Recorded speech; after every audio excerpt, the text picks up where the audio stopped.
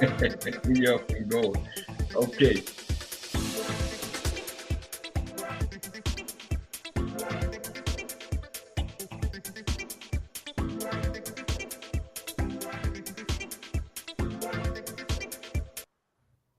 Good evening and welcome in everybody to another episode of the replay where we're trying to make your day. I'm your host, Jabril Rashad, aka Real Deal Jabril, and joining me to the stage is none other than my guys, my brothers, my hitters, Daryl Alexander the Great, as well as Tim Action Jackson from Nebraska.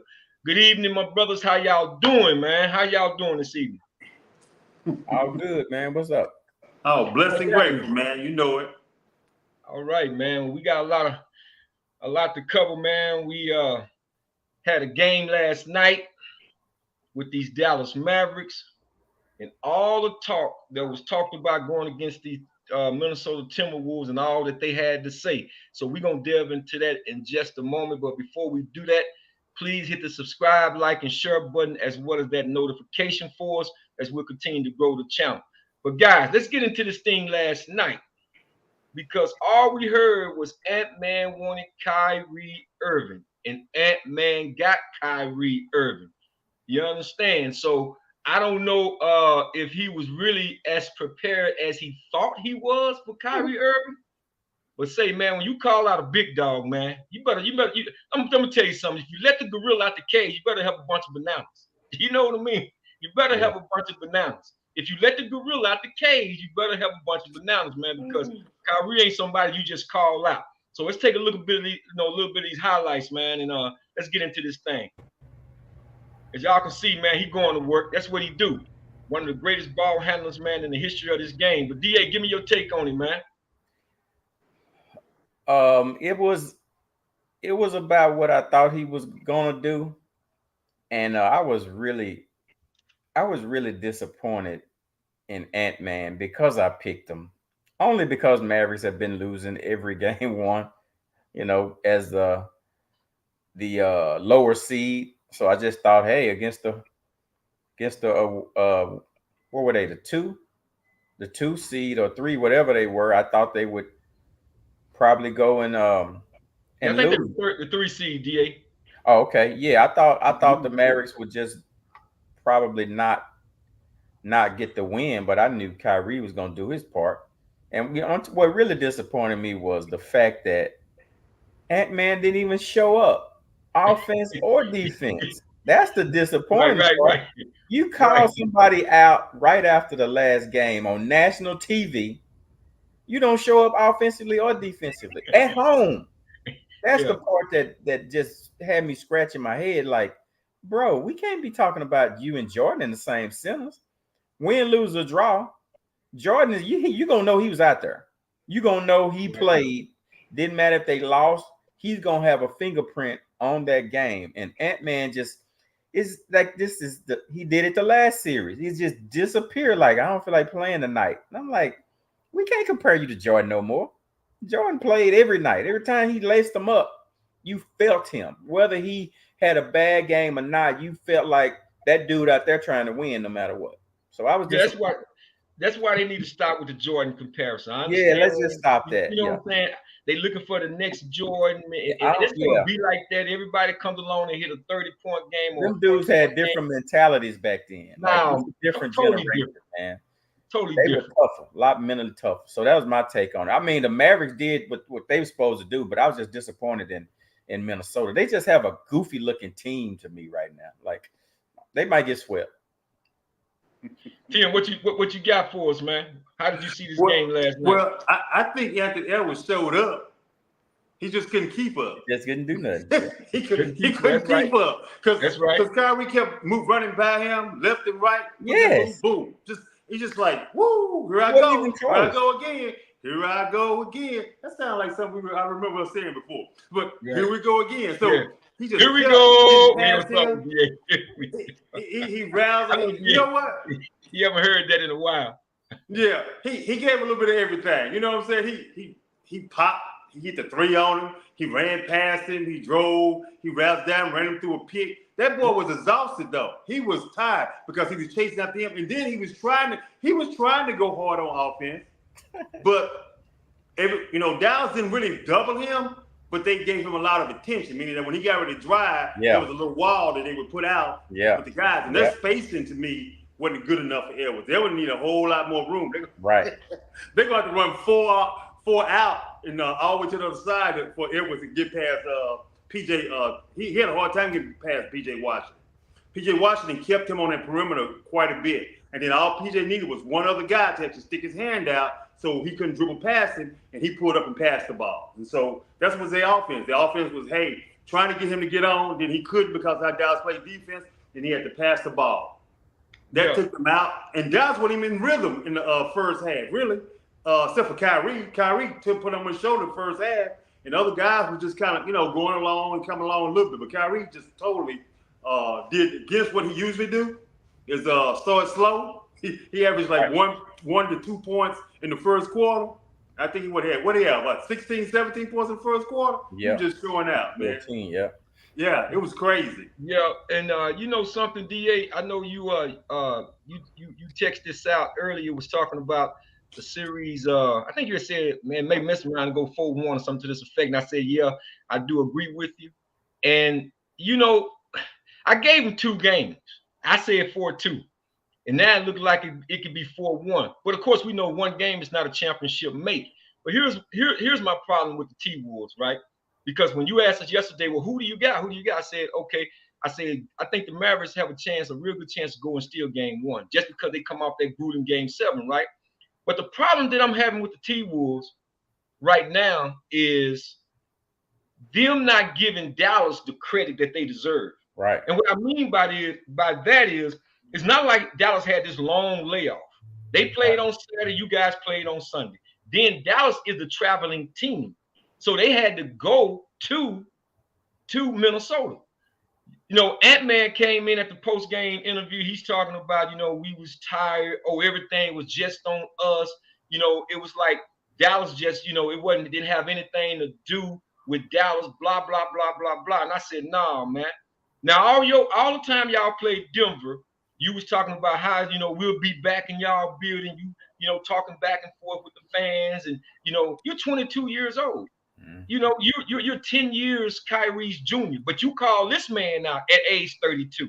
You understand? So I have a problem with their disposition at the post-game interview, because I'm like, you're not giving Dallas enough credit. Right. And understand, do y'all remember one sequence when Mike Conley had Luka Doncic in front of him, and Luka was staying with him? I'm talking about footwork against footwork. And I was like, okay, Luka, okay. And then there was another point in the game when Luka dropped off and they tried to throw the lob up to Rudy Gobert, and Luka went up there and tapped the ball out. Collectively, see, they feed off of Kyrie. I think as Kyrie, they talk about, how they both feed off one another. I'm simply saying in terms of leadership and asserting himself out front, I think that Kyrie, as he goes, so goes the Mavericks. But you can say that too with Luka, don't get me wrong. But as Kyrie so eloquently said, he said, I've been in these situations before. I wanted to come down here at the start of the game. And then he went on and talked about how he felt like his team may have had nerves or whatever the case may be. But he understood the presence of the moment, man. And that's why his maturity, man, his maturation, man, to understand himself as a leader, captain of men. I mean, it's just great, man. It's just great to see. Hey, I like to take that. Go ahead. I'm sorry, Jabril. I can take that and kind of spin it just a little bit different and say that Kyrie, not only the leader, but he's the unquestioned heart. So because Luka has a role of actually, because they both had that energy. When Luka gets hot and fired up and he takes over the game, that whole team goes crazy as well too. But the heart, the energy, as a leader as well, that energy comes from the heart is Kyrie. Kyrie's the heart. And so as many people have said, you got 2 very high IQ guys playing guard. Luka sees things, can pass over double teams and all that kind of stuff, which Kyrie has a hard time with those double teams when they do that. Luka can pass through the double teams and squeeze between the double teams as well too. And with that allows that makes the other team don't want to double team Luka too much, because you pass the ball out and you get it to Kyrie, and Kyrie's one-on-one, then Kyrie's gonna kill him. So Yeah. so that combination of how they do things, and if he don't kill him, he gonna pass the ball with a kill. So and Lively, the way Lively driving to the basket, man, I'm telling you that fire and that good of Kyrie, the leadership, the quietness of him, and then having that fire and belly at the same time with that quiet confidence, that's special. Yeah, it's absolutely. But let's talk about this for a second because something that came up too, referencing Kyrie and how he's grown, but I think they're missing a whole lot. It's not just age, but I'm gonna play this video clip right quick because they was talking about this very thing with Kyrie and his leadership qualities. But I want to definitely put something out there that I think this is what it has to do with more than anything. But check out this clip though, guys. And also had an opportunity to take a bit of a back seat in the leadership role. When you're 24, 23 years old, you feel like you're a leader, but you don't know what it really takes to run an organization or really touch guys, on and off the court where you give them a lot of confidence and it's just a new chapter in my life. I was a young man and I think that, people were holding on to my words and things and actions that I did then. But I think now being 32 years old, I've crossed over that mountain a little bit and been able to figure out that basketball is it's a sport I was meant to play, and in order to do that, I got to make other guys better too. I can't just be out there scoring and worrying about me. Brian, there's been plenty of ups and downs in the 7 years since Kyrie Irving has played in the conference finals, but driving in when we were talking about this segment, it kept coming back to me. If I would have told you that of the big three in Brooklyn, James Harden, Kyrie Irving, Kevin Durant, who would we be talking about the furthest into the playoffs just a couple of years later in this glowing light? I'm not sure I would have said Kyrie Irving. And now he's back and he looks better than ever. Brian, what's changed?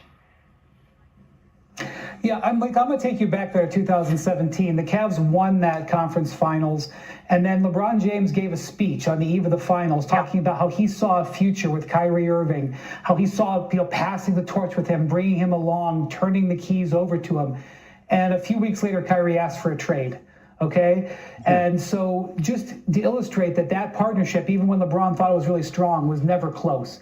And so now I look at what he has with Luka, and in a relatively short period of time, what you see about Kyrie is a player who's different in mind, body, and spirit. And the way I see it, he is truly invested in making Luka the best player he can be. This is something that is actually so rare and actually in a way so remarkable on the NBA level when you have a player who's probably headed for the Hall of Fame who's willing to do whatever he can to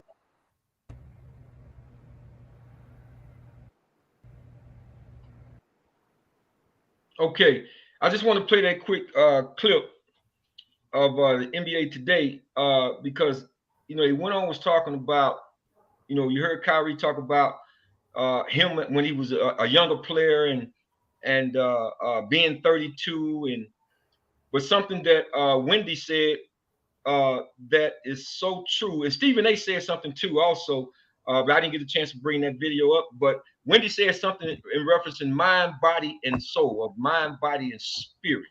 And one of the things that they're not really bringing out enough, but then again, Stephen A did hit on it, was that ever since the month of Ramadan, when he fasted, he's been a work in progress.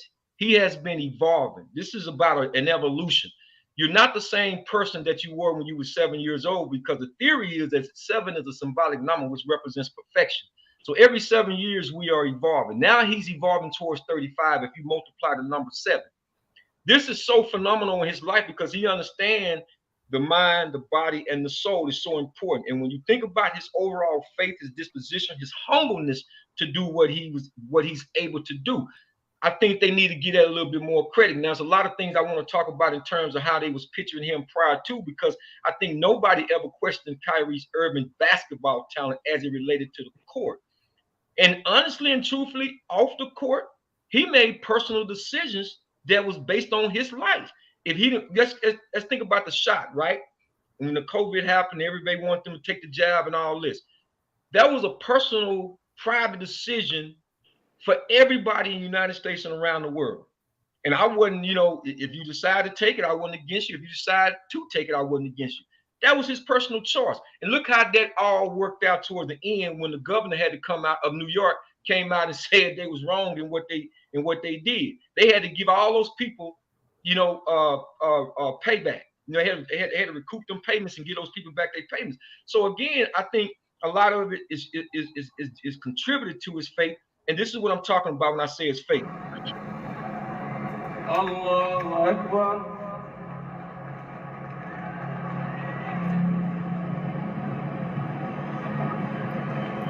Allahu Akbar. بسم الله الرحمن الرحيم الحمد لله رب العالمين الرحمن الرحيم مالك يوم الدين إياك نعبد وإياك نستعين اهدنا الصراط المستقيم صراط الذين أنعمت عليهم غير المغضوب عليهم ولا الضالين آمين. Now you're talking about something right in the middle of Manhattan in New York. That's right in the middle of Manhattan. And you got all different nationalities from different ethnic backgrounds, the whole 9 yards. So when Kyrie is talking about being at peace, being humble, remaining focused, you know, don't let the moment be bigger than you, be bigger than the moment. This is one of the reasons why I'm saying I see the Dallas Mavericks winning it all. And I'm not just throwing it out there because I'm just, well, maybe a little bit. I am a diehard Maverick, but I'm saying if you're not watching what's happened between the trade in February up until now, them being posting the #1 defense in the NBA, then you've been under a rock somewhere. Because I'm telling you, these dudes are really playing ball. The mere fact that you thinking Ant-Man because he's making these comments or he's doing this or saying that, that doesn't mean anything. Because again, one game, as we understand, is not a championship mate. However, you got to bag up what you say. Kyrie done been through the ringer, man. He's been through the cycle. So how you gonna move him? This dude is not Jamal Murray from Denver. This is what they gotta understand. And Luka and him together, the way they chemistry, the way they playing off each other, is phenomenal, man. So D, I'm gonna come to you and get your take on it. My take hasn't changed one bit. That all of that the media talked about when it comes to Kyrie, bro. I just saw greatness in that dude from the day he hit the league, and I don't let nobody talk me out of what I see or feel. Like, I knew he was a champion. I knew he was a humble brother. I knew he's one of the smartest basketball players to probably play the game, and just as smart as just as far as life. You know, even when he was young. When you're young, you're gonna make mistakes. Absolutely. But his mindset was so far ahead that his mistakes seemed a little different. You know, they weren't the stuff he was saying, man. They were from a beautiful mind. It wasn't like a, you know, you say they called him an idiot. Those weren't, he didn't make idiotic comments or mistakes. He made a full 100-mile-per-hour thinking man's mistake. You know, when your brain is always working, everybody ain't gonna understand it. But I always understood the dude, and that's why I know y'all. I know I've talked about how many times I don't like Luka's game. Luka can ball. You know, he's hard to stop. I don't like the style of his game, but I've always said from day one, Kyrie is the key to this team. And I didn't just mean that he go out and just dominate, but I just meant he's the piece. You know, the trade pieces work as well, but Kyrie is the mental and the spiritual piece. He's the one that keeps their head right. And they got dogs. Dallas got dogs at every position. Now that Maxi Kleber is somewhere at home watching the game, I like this team way better now. They got dogs at every position. Right. So that's my take. I've always seen what they claim to have just discovered about Kyrie. I saw that years ago. Well, I know, and I want to show this overlay right quick because this was actually on a post that a guy posted. And I had to, screenshot and put it up here this evening because he was talking about it's wild how Kyrie didn't want to play second fiddle to LeBron, but is perfectly fine doing it for Luka. Why do you think that is? Now, we had a conversation off air, and it's interesting. I don't know if I actually put it up here or not. I probably didn't, guys, but there was another photo that struck me. It's on the flyer talking about the show. Man, the Cleveland Cavaliers, they were his team at the time. The Mavericks, he knows this. That's Luka's team. He came to Dallas. He know that's not his team. That's Luka's team, and he's older. That's the difference to me. Right.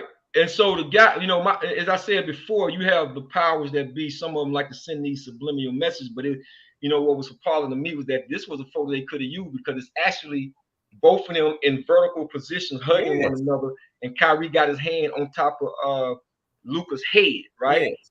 And so I said, when the powers that be can sense, because you gotta understand, when he was talking about from the book about from Negroes to Hebrews, you still talking about that Jewish circulation out there. I can play you a clip right now from Greeny from the Get Up show, right? Because he's Jewish. In fact, I think I still had. Let me go back and see if I had it, because here it is. He's discussing something that, and I'm glad that how they responded to what he said. I'm like, don't nobody think that. Only reason why he's saying that is because I know he's Jewish. But let me find a clip real quick. Let me see if this one is it right here. Hold on just a second. That one's not it. Let's see. I think this might be it here. Teammate, whether that means scoring a lot, whether that means passing, whether that means helping him defensively. Right here, and listening to Luka talk about Kyrie, I've never heard Luka talk about a teammate the way he's talking about Kyrie. How Kyrie does things that help him all throughout the game, off the court. He talks about these long meals that they have together and their bond. Like, that is really, really meaningful. It's completely the driving force between these two players.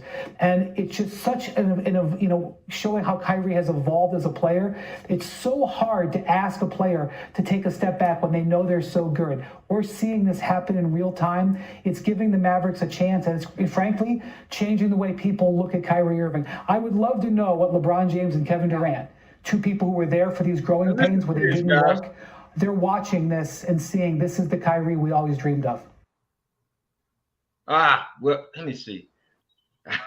Man, I'll probably get a chance to bring that clip. I thought it was at the end of this clip right here, but I'm telling you, if you go back and look at Get Up Today, he merely says there was a time when you looked at Kyrie based on the things that he had done. And so Andrea, and I think it was Richard Jefferson, I believe, or Chris Paul, one of them, and they was all looking at him like, no. And they said it, when I look at Kyrie, I think basketball. No one on the panel agreed with him. Even the former general manager used to be with the Golden State Warriors, because he chimed in and said no one ever questioned Kyrie's ability to play basketball. You know what I'm saying? Yeah, he had some off the court things that probably, affected some of the things. But when you think about Kyrie, at least, and I can say the same. When I think about Kyrie, the human being, the man, but I also think about his gift that God has blessed him with to be able to perform at a high level night in and night out. But he was trying to somehow segue back to, what they was talking about him, in the past. And this is the problem that I have with certain mindsets, because they really trying to keep him boxed in, because he's one of those guys. He's a universal thinker, and he loves thinking outside the box. But TJ, let me come to you and get your take on that. Well, you guys said a whole lot, from all the way back to him playing in Cleveland, where he was drafted, and he saw it as he debated with Kobe about how good he was. He saw it as his team when LeBron came over. So, that was a rivalry. He was young. As he's growing and he's evolving, and as he gets the evolution and for his spiritual mindset has changed as well too. So when you have that, people, it's fascinating to me in watching people watch people, I should say. Looking at Kyrie and all the different things how he's grown and shown that is they miss that. That's what, when you actually get spiritually in tune, they miss how that encompasses everything that you do. It don't just encompass one part of your life; it encompasses all the things, and it's an inclusion type of thing that comes about you more than anything else. You see things a little bit different than everybody else, so it allows you to be humble in ways that actually other people don't even understand. They fascinate. They get all like, "Wow, look how humble he is." No, his confidence is still there. You call him out, he showed Anthony Edwards, "Hey, this is who I am," right? But that ability to give at the right time actually helped Luka. Luka in the first half didn't feel no pressure to go ahead and try to do too much in the first quarter. Because Luka usually in the first quarter feel like the pressure's on him to start. And he said that, hey, Kyrie took over, and then I had to help Kyrie then, because they feel like they're helping each other. You know, they true. It's like a marriage, true helpmates to each other. And so, and then they encompass the whole team, because they're always elevating their teammates too. They don't just elevate themselves, they elevate their teammates as well. And that's a total spiritual mindset that makes this team really special. And I tell you what, Mavericks better keep taking care of these guys, because these guys actually have something special that can last a long time. Yeah, I totally agree. So big shout out to the Dallas Mavericks, man. Again, they go in and steal game one in Minnesota, 108-105 to take a 1-0 lead. I think if they have the right mindset and disposition, and they're not satisfied with just one game, I think they can go up 2-0, man, on Minnesota. I really do. Yeah, I do too. I don't think Minnesota's giving them enough credit, and they should. So, guys, we got to segue over here to this other NBA game over in the East, where you have the Indiana Pacers, man, going up against the Boston Celtics. And one of the things I'm going to say before we show this particular clip is that Indy also played a 7-game against New York and could have used that same excuse, but they didn't. You understand? So they lost on the road. They just happened to lose at home. So, again, let's go over here and take a look at what these boys did. Let me see if I got it. Drives down, goes inside, kicks it out in the corner. Siakam in the lane, flips it up, shot's good. Makes it a 4-point game with 17.5. Chance of MVP. Time period, man. And Indy actually had this game, as we know. Hawks free throws there from Jason. 5-point Celtic lead. Nimhart throws it to Siakam. Siakam to Halliburton. Halliburton puts up a three. In and out. Brown had it, lost it, saves it to White, and that'll do it. The Celtics survive. Okay, so you saw that, man, and they, Jaylen Brown hit the big shot, and we'll show that in just a second too. But Indy let this game get away, DA. I think they had a chance to go in there and steal game one, just like we went in and stole game one from Minnesota. But give me your take on it. Man, I watched every play of that game, and I'm telling you, man, that's one. You might think they're on the road. They just came off a 7-game series. Okay, so what if they lose? It's the way that they lost, man. It's going to end up being demoralizing, because that game they were one inbound play away from having that game. And if they win that first game after a 7-game series, they go into Boston, win that first game, their whole mindset is different going into game two. I predicted after that loss, I said, man, they probably going to get blown out in game two, or it's not even going to be close, because no matter what you tell yourself, the back of your mind subconsciously, that's a letdown, because they had that game, man. They were already kind of celebrating when they had the ball with 10 seconds left. You saw Halliburton like, yes, like we did it. We came in here and we did it, and they did. They just kept fighting back. But once you lose that game, and I said, once it goes in overtime, advantage Boston. They tied it up on a long, which it was a bad play anyway. They should have fouled them before they even shot the three.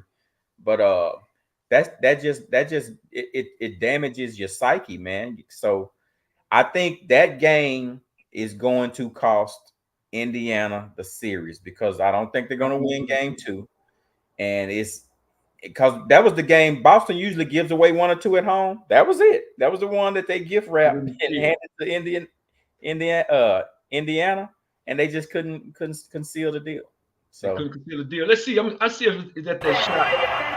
Pascal Siakam gets into the paint, kicks it out. Neesmith off the bounce. The runner double clutch, counted out of foul. Neesmith by 4. And they was up by 4, like you said, 3 minutes left in the game. 3-pointer, got it. Now Horford from closing out. downtown gets the screen. Nembhard pulls back inside the arc jumper. It's good. Nembhard with a big bucket. 5-point and resilience. White on the drive, gets inside. Nice feed. Holiday banks it home. White blocked from behind by Halliburton. What a big defensive. Nembhard goes to Horford, pulls up jumper, puts it in. Nembhard with another big bucket, and it's a 3-point lead. Tatum trying to get free. Throwing in the corner. Brown fakes, fires up the three. Man, I wish you had the inbound pass. Brown knocks down the three to tie the game. 5.7 seconds left, man. Pacers with a chance to win it at the end. Halliburton's free, gets it. Halliburton drives inside the arc. Final seconds. Halliburton just gets it off, flings it up, shot no good. See, this is where Halliburton, to me, when you know a veteran like a Kobe Bryant or a Michael Jordan, you know, he almost dribbled out the time to take the shot. Yeah. Mike and them already know mentally, man, how many dribbles I have to take to get to my spot. You know what I mean? Now, This is something that I think he would learn as he grow as a player. Yeah. But some of these guys, man, who picks these kind of things up, like a Luka or a Kyrie and so forth, you know, these are special kind of players. I think Halliburton is on his way to doing that, but I thought he just dribbled entirely too much. Yeah. When he still had like between 2 to 3 dribbles, pulled up and found the shot. But TJ, I'll come to you. What was your take on them, letting them, I ain't gonna say letting him hit the three because that was a big three. He was up on him, but I think he didn't fight hard enough over that screen. I didn't either. Jaylen Brown out. Oh, he definitely. You know what? I look at timing and mistakes. Timing is a mother when you're looking from this standpoint. They played in the fourth quarter like the Mavericks played in the first quarter of their game.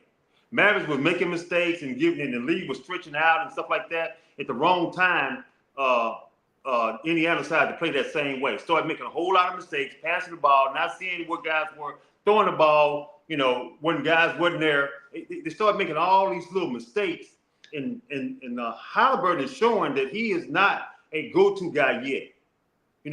He can actually, play the game and do what guy from Oklahoma City did, Shea Childress Alexander did. Play the game and all that kind of stuff. But he come down, Alexander can finish. Halliburton is not that way. He can't get his shot, just real easily. If you press him, you got two guys coming out there a little bit, he can't figure that out. And he took a bad shot. He was pressured, and he didn't get a good shot off, right? And it really wasn't double team, but still, he couldn't get past that guy. So he showed that, and he got some room to grow in order to be that type of guy.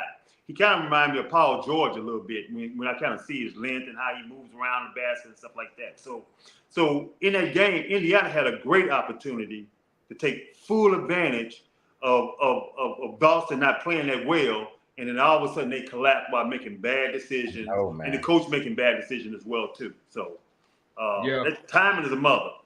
Yeah, it really is, man. I definitely concur with DA. I think that they had a chance to steal that game one psychologically, mentally.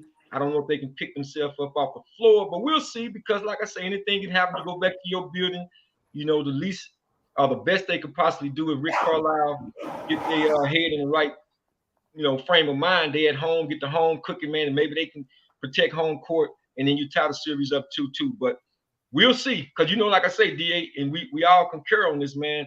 Boston will give you one. They're gonna give you one or two, and that's at home.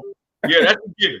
That's a given. Well, guys, we got to segue, man, over to our culture part of the show, man. Y'all know we love the culture part, man.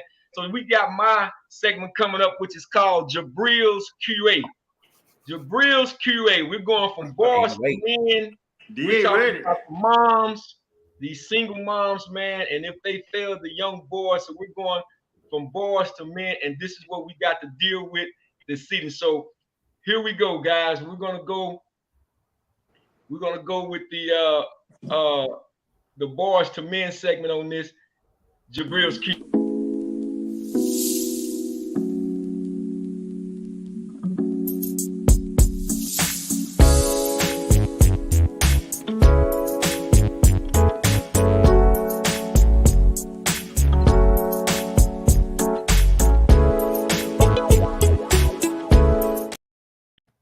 Okay, guys. Here's what we have. I got a video clip I want to show. Two young ladies. They had a nice podcast, nice show, man. They're talking about the young boys, and one of the moms a little bit discouraged about what she's seeing in society.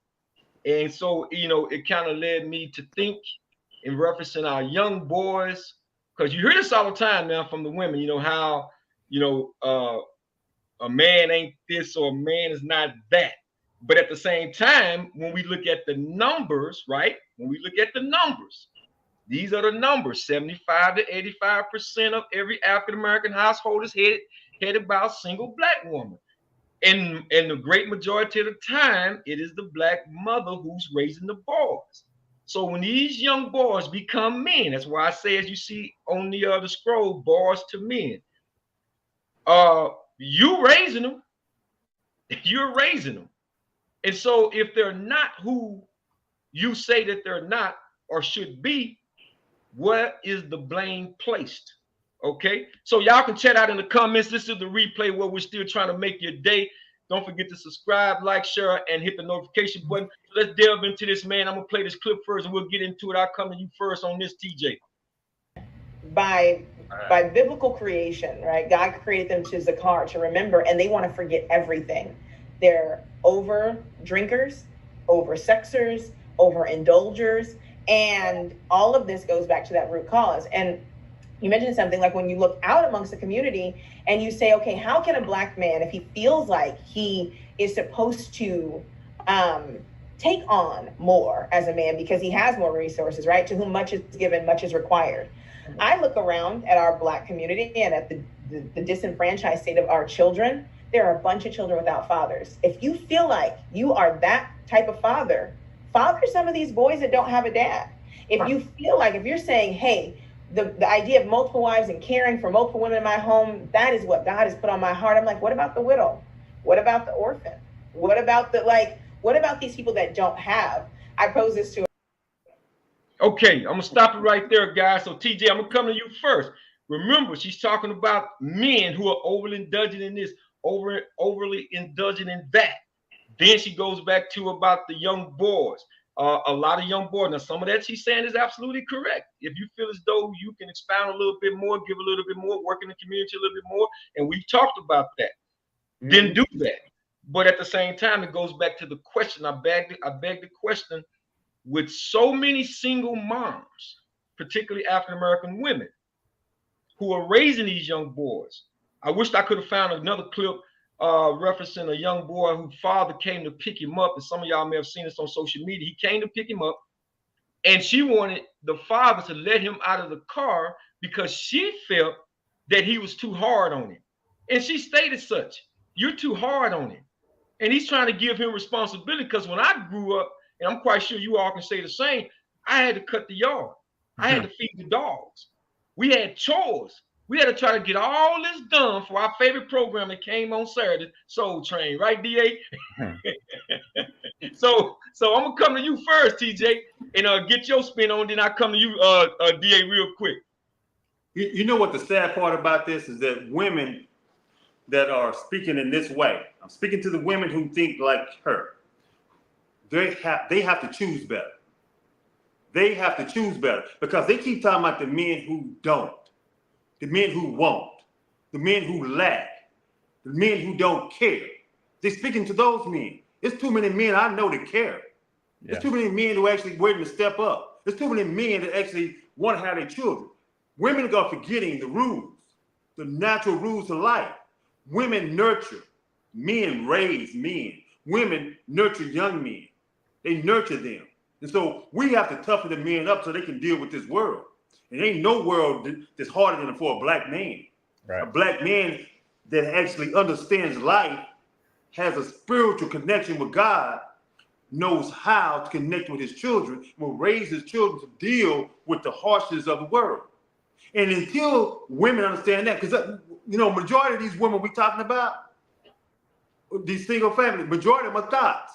That's why they keep choosing the same man that actually not good for them, because they don't have ability to do so, because their ideas of what's going on when they're doing this, and most of the time when they get pregnant before they actually grow, usually they don't have no mindset of spiritual.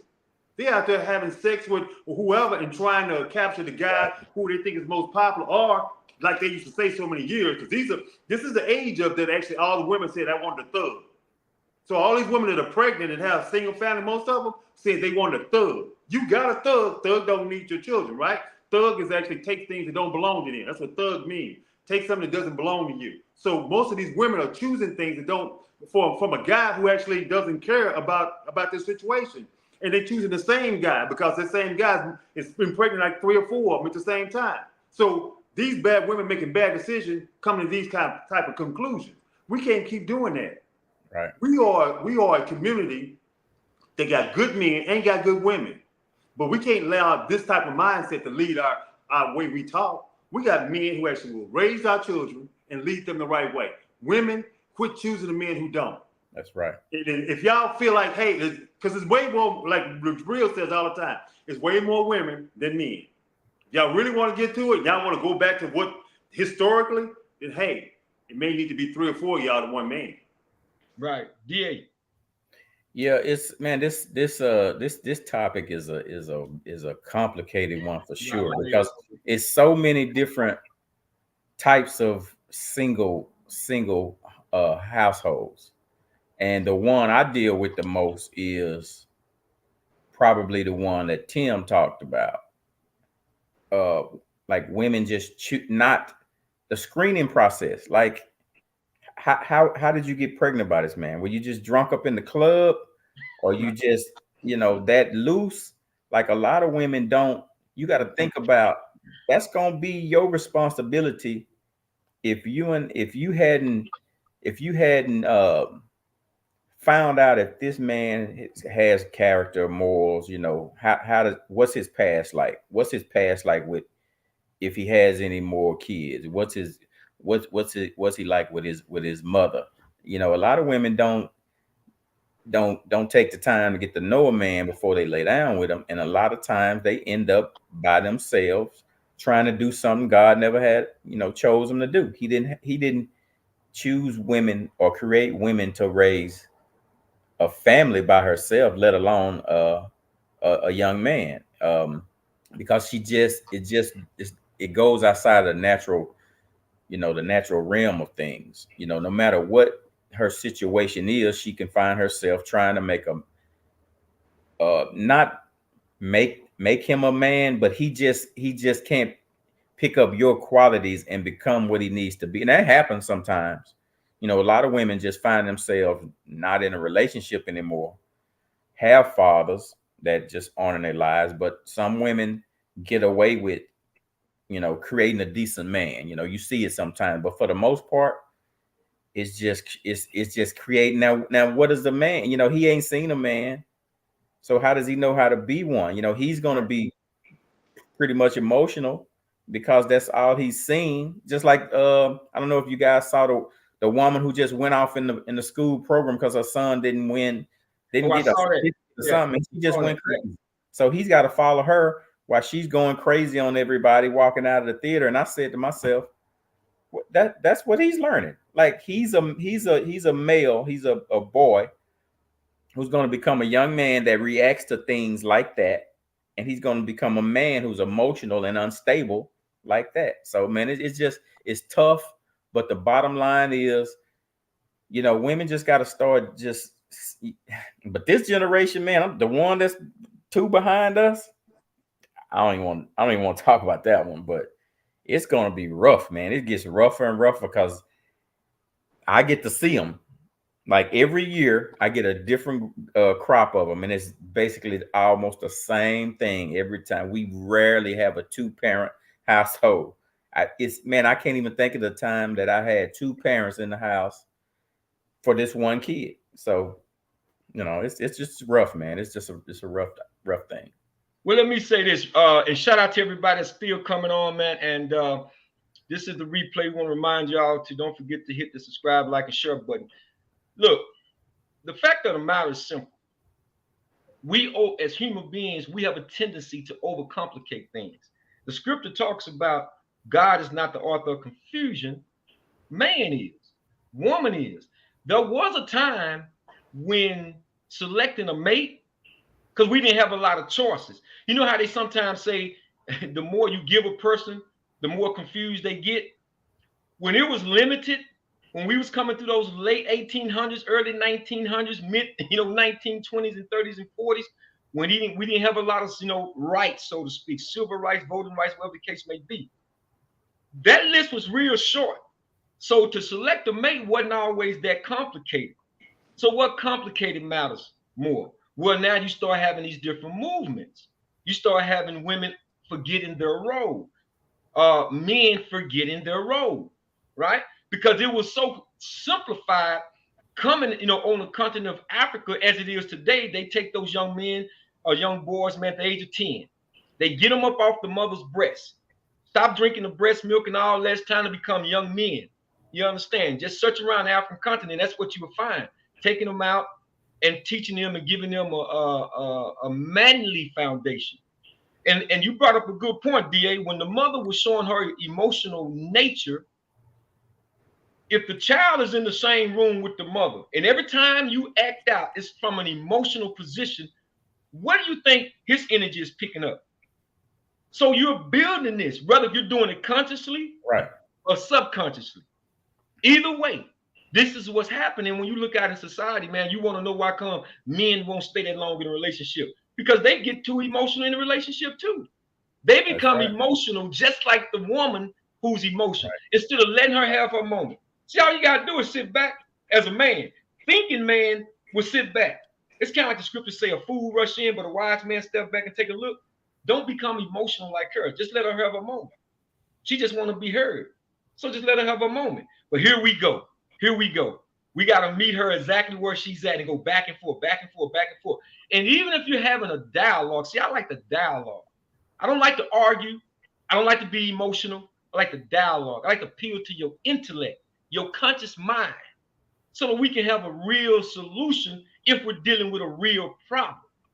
Because again, once that leaves over our threshold and it goes back out into society, because you kind of regurgitate what you do inside the house. It goes back out. If the mind haven't changed, if you still have a mind of emotionalism, that's exactly what you're going to get out of society, emotionalism. And we see it every single day. And who suffers the most? Our young boys. Because again, if you're not in a relationship and you got to pick your son up or drop him off, whatever the case may be, it should be something that's amicable. You know what I mean? It shouldn't be, here you go, or give me my son, or you get this emotional exchange. It should be something that's civilly done without all of the emotions, so that that child can sit there and look at two adults being able to engage in a healthy dialogue. Because we cannot make it about us.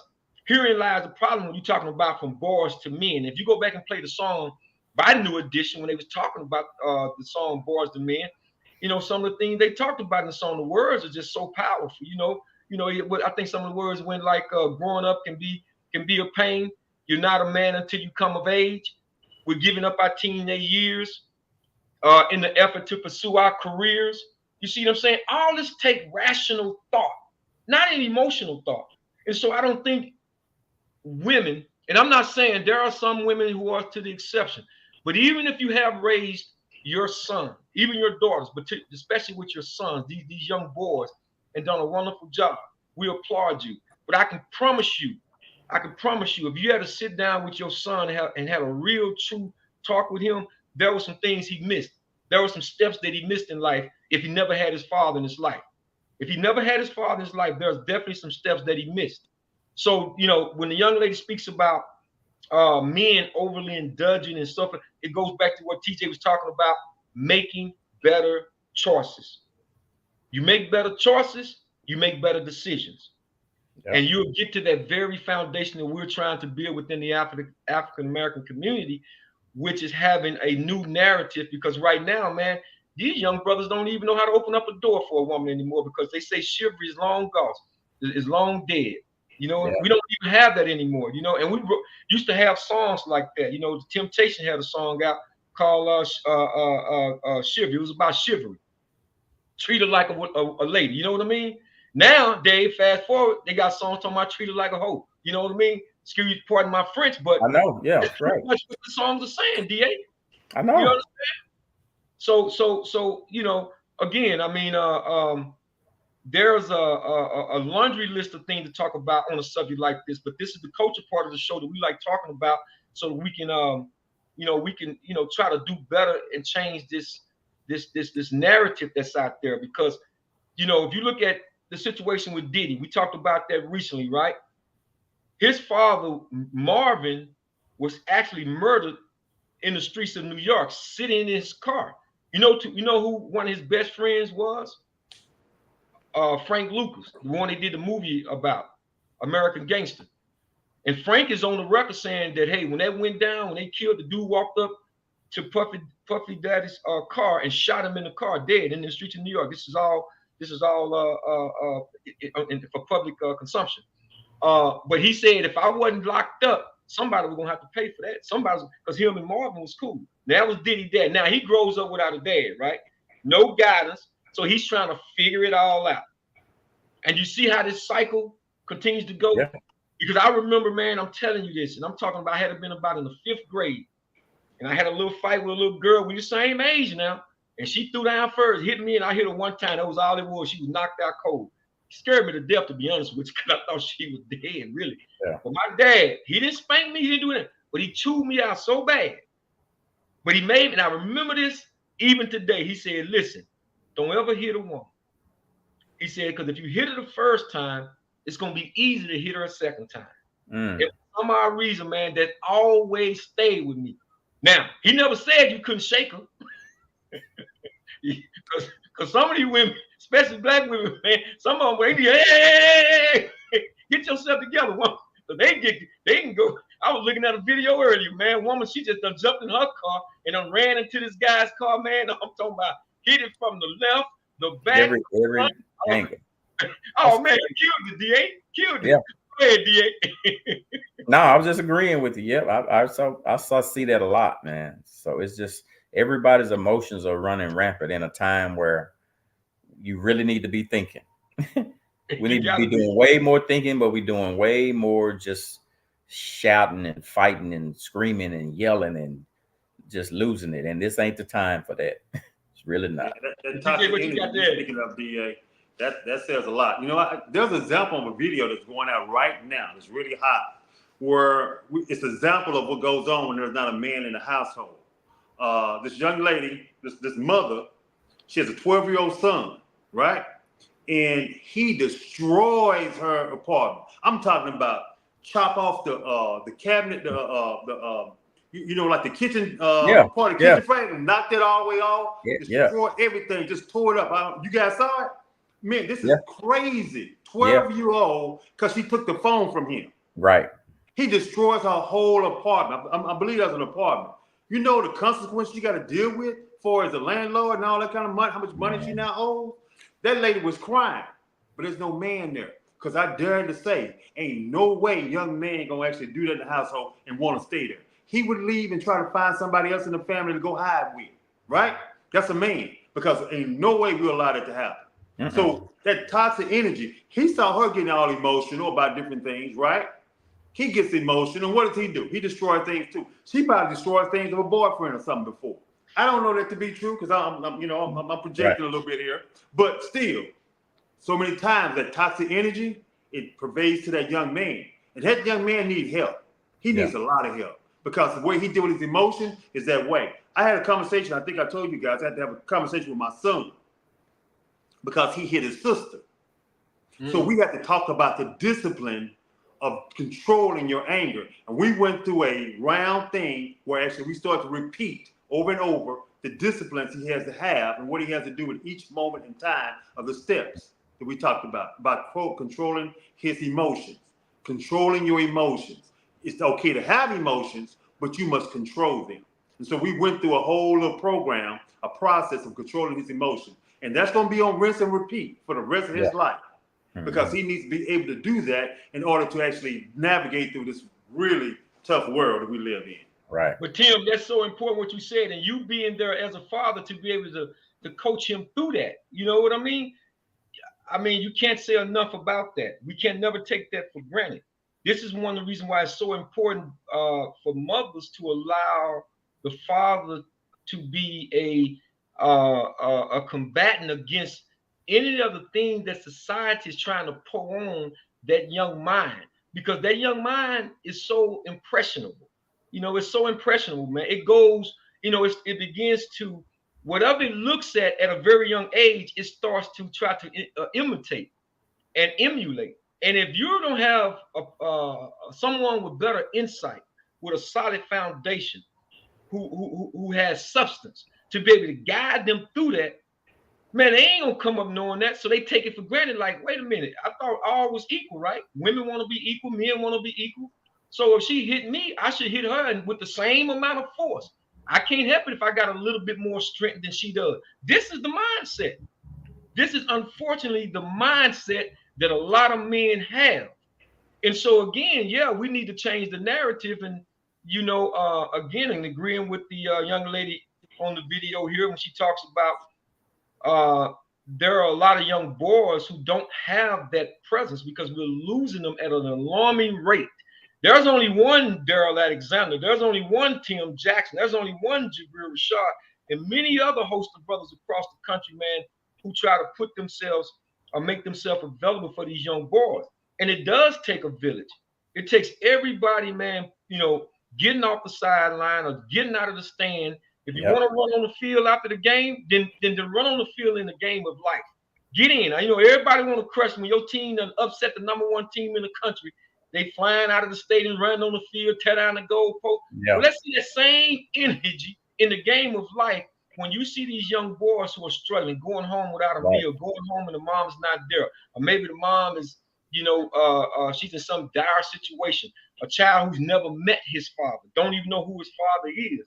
You know, DA, you coaching kids. I've coached kids. You know, we try to mentor these kids. Also with Tim. So I'm saying there's a lot of brothers. Don't get me wrong. A lot of brothers who are taking up the mantle, going out in society and doing exactly that.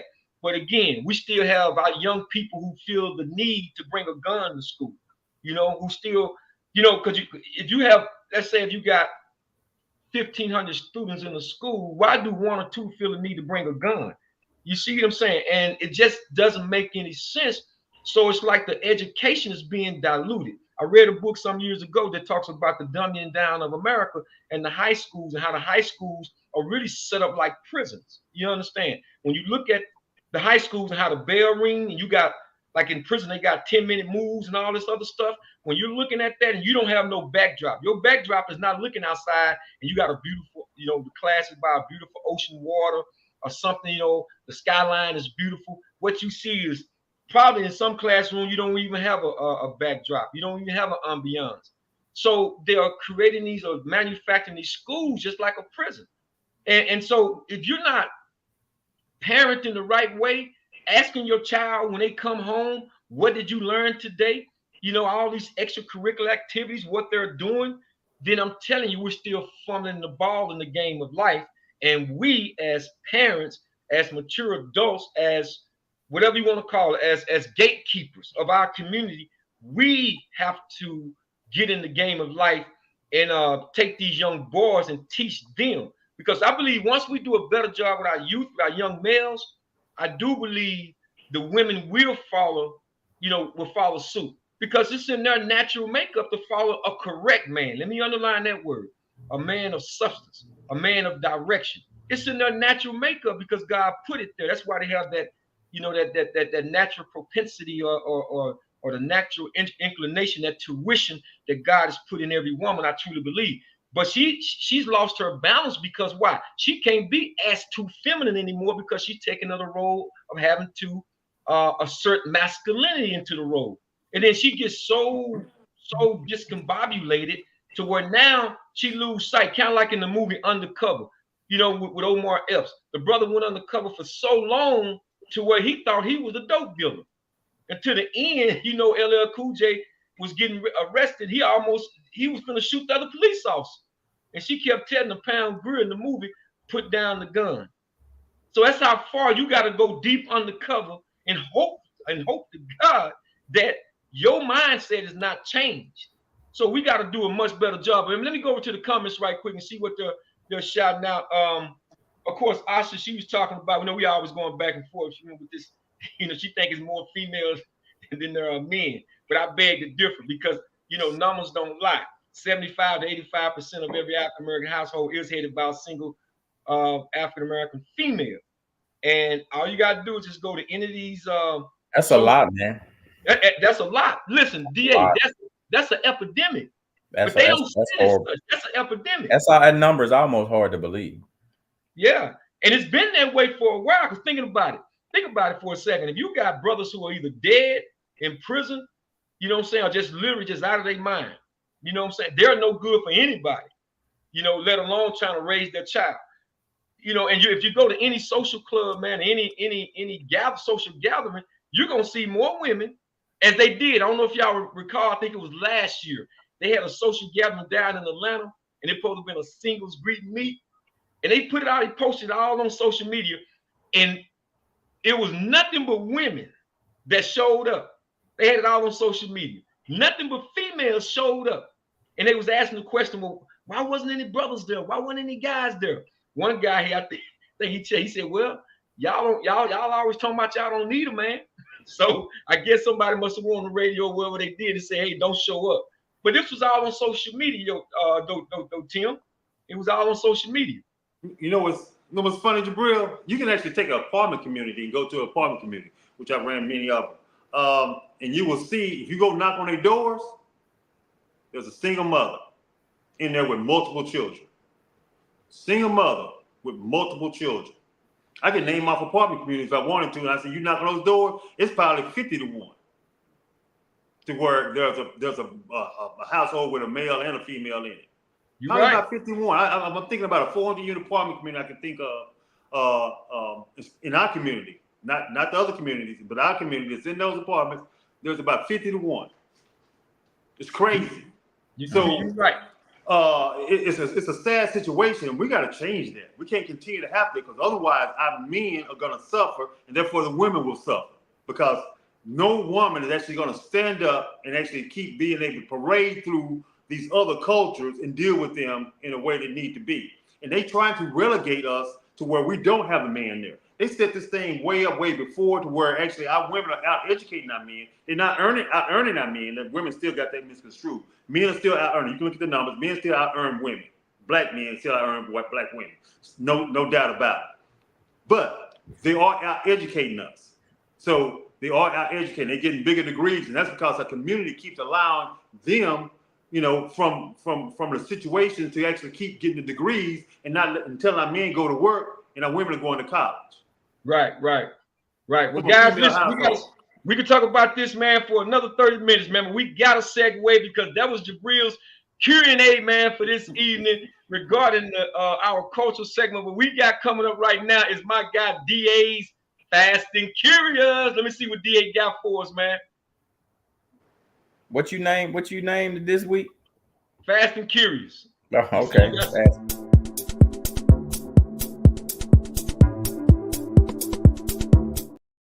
You picture me in a warm-up.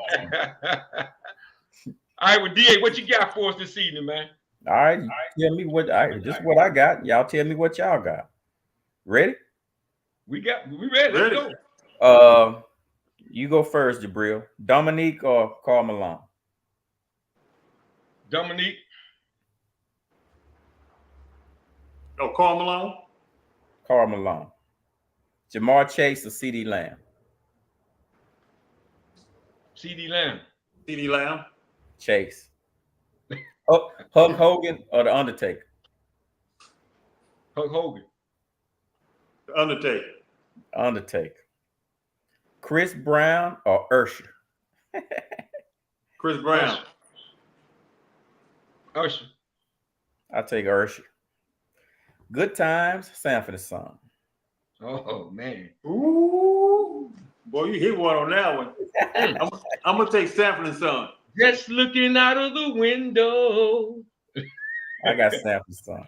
Man, I'm gonna take old Red Fox, man. I got Sanford & Son too, man. Okay. Henderson chicken or Williams chicken? Henderson, the original Henderson chicken, not the one Yeah, that's now. I'm The right with you. I original got to Henderson go with chicken back in Henderson the too, day. man. All right, Ain't nothing like the fries and the bread, man. Because William bread chicken little- comes off of Henderson chicken. That's a whole little family setup with that. Put the chicken on the bread. That's, the bread I get a thought little that was soft. Henderson's and Halls. But anyway, Shag or Jerry Curl? Say, man, this is hey, listen, man. This is one that I know. I already know your well, answer. You understand? You know what I'm gonna say? I'm gonna say Shag though. I'm gonna say Shag. I thought you I'm would gonna say say neither now, but back in the day, Jerry Curl. She say Frenchie's chicken. Okay, I say Shag. Okay. Let me see. Pizza, she say Henderson chicken. Right, she loves Henderson chicken. Mayweather or Sugar Ray Leonard? Sugar Ray Leonard. Sugar Ray. German Shepherd or Doberman? German Shepherd. Doberman. Toast or biscuit? Toast. Luca or Dirt? Dirt. Long time. Dirt. Wow, man. Ooh, man, that's a hard one, boy. Luca got time. He ain't got say, it yet for me. I mean, can you? Yeah, I ain't no rules, ain't no nothing. When I throw them names out, whatever come to your brain. This ain't okay, Dirt, man. All right. Lamar or Michael Vick? Michael Vick. Until Lamar plays some more. Lamar. That's tough on Lamar. LT or Derek Thomas? LT. LT. No question about that. East Coast, West Coast? Southwest. East Coast or West Coast? What about Gulf Coast? Maybe on the next show. No, I'm gonna say West Coast, man. I need to be in that warm climate weather. What y'all say out there in the chat? What y'all got? Y'all like East Coast, West Coast? What y'all I like West Coast better. Here we go. You go. You say Michael. Dirt. She say West Coast. What'd you say? Right. I didn't even answer that. I go West. West Coast. Yeah. All right, fellas. You walk into a restroom. It's 3 stalls. Which one you going into? First, second, or third? All of them open? Third. All of them open. All of them available. I'm gonna go to the third one. Yeah, I usually go to the third. That's why I go usually to the first one. The first one is always the cleanest because everybody walks past the first one. Remember that. It's always the cleanest. Well, I knew he was gonna look at it like that too. That's a scientific fact. If you try, everybody walks past that first one. I believe that though, because when I was saying, I can see that. You need 3 free throws to win it. Kyrie or Steph? Donna say first too, right? Kyrie, Tim? Yep. Yeah, I got another. I didn't hear the question. I didn't hear that question. You need 3 free throws to win it. Kyrie or Steph? I gotta go Steph. Yeah, I'm gonna go with Steph on that. Gotta go with Steph. All right, last one. Last one. It's 4th and 8. Kyler Murray or Jalen Hurts? 4th and 8? 8. They got the same weapons? Jalen Hurts. 4th and 8. Oh, Kyrie. I'm almost Kyler Murray. Kyler Murray? Yeah. And Kyler Murray and Jalen Hurts. Yeah. Yeah, 4th and 8. If it was 4th and 1, you know what? I didn't say one. I gotta go Kyler Murray. Yeah, absolutely. Kyler Murray if it's 4th and 8. That's a good one. Ain't that something? 4th and 8. Yeah, I go with Kyler Murray. That's certainly that's it, certainly. Peter, she hanging with it, man. Peaches on the road. Peaches say she going with Hurts. We said it's 4th and 1, Peaches. It's 4th and 8. I don't know, but I guess with guys, you know what?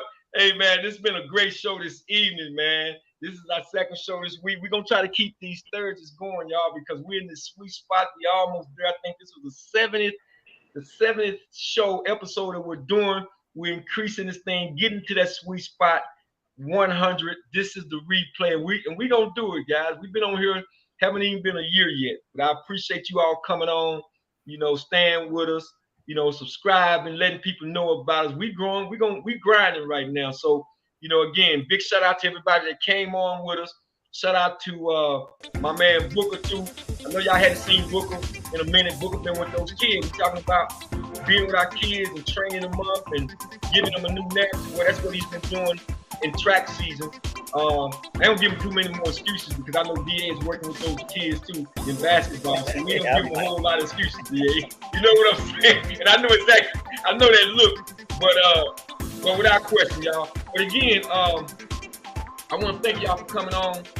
Thank you, Daryl Alexander, DA, aka Squinky, the G, to my man Timothy Tim Axel Jackson from Nebraska. We'll be back on Monday, God willing. We want to send a big shout out to the Dallas Mavericks once again. We want to say go Mavs. Let's win on tomorrow, right? Y'all, they play Friday. They play tomorrow. They play tomorrow. Yeah, okay. But again, don't forget to hit the like, subscribe, and share button and the notification button. This is the replay where we try to make you guys' day. Thank you for joining us. Good evening. And always, always keep God first.